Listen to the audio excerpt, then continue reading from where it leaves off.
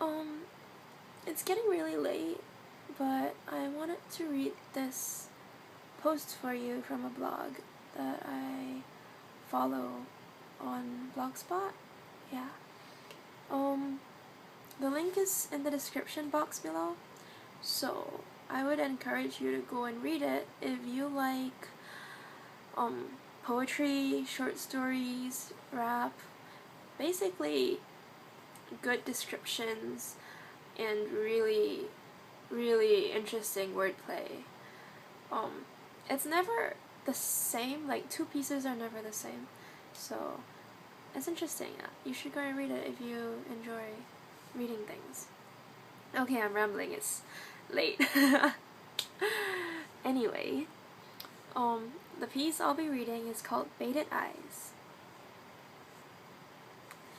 Baited eyes. She turns with the grace of a ballerina performing a pirouette, looking over her shoulder. I look to where the iris of her eyes should be, but all I see are her eyelids, quelling the anger behind them, and her long eyelashes quivering in silent rage. She stands there for a moment, the slightest, almost indiscernible tremors traveling through her body. She is frozen and unmoving, like some predator of the Serengeti. Then she looks up. They hit me with the force of an Arctic wind. In the span of a blink, not nearly enough time for me to think, she's hit me with those cold, cold blue eyes. I almost flinch. I wonder if she can tell. She's not sending me icy daggers. She's attacking me with long icicle spears that go the length of my body. I feel chilly in my bones. I'm not intimidated by her rage, but the hurt in those eyes make me feel as though I'll never be happy again. The same tingle that once traveled up and down my spine, telling my entire being to be joyous at the feel of her soft touch, was now telling my heart to sink into my stomach. I could feel it sitting there, cold and throbbing, and just as quickly when I try to say something, I feel my pulsing heart in my throat, cutting me off from the words I want to speak into reality. She sends me another evil glare, another watery stare that refuses to falter. The thin liquid film of her eyes is apparent and makes her eyes more brilliant.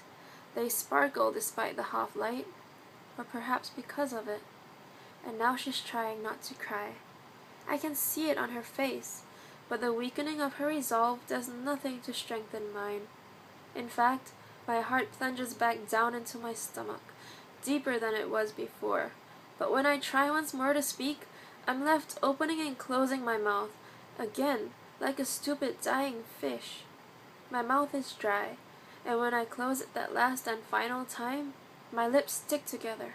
She turns her head from me one last and final time, grabs the handle of her travel bag, and walks out of the empty house and closes the door behind her. I can hear the distant clunk of the little plastic wheels of her bag as it follows her down the stairs just outside.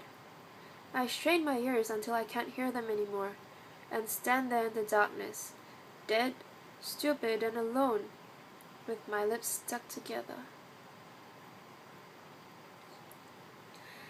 That was Baited Eyes, and the link is in the description below. To prevent myself from rambling anymore, I'm just going to say thank you for watching this, and good night.